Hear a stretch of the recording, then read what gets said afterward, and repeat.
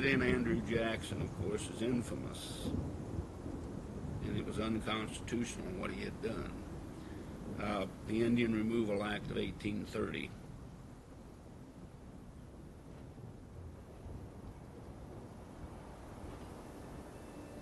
And we know in the case of the Osage that they actually moved their towns away from the two major rivers, the Mississippi and the Missouri, which were their traditional homes.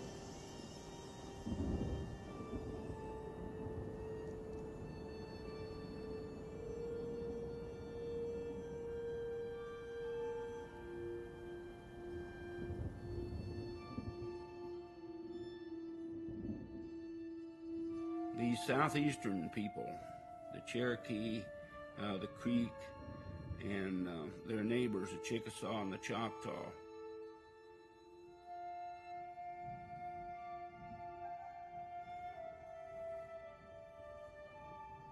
they moved these people en masse. This is a trail of tears.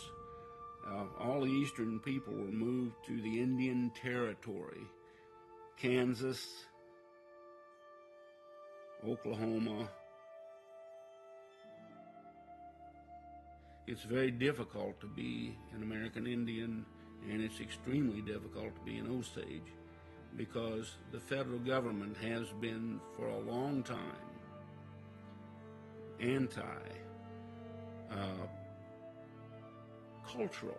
I mean, to exterminate the language, and prior to that, to exterminate the buffalo, prior to that, exterminate the large populations.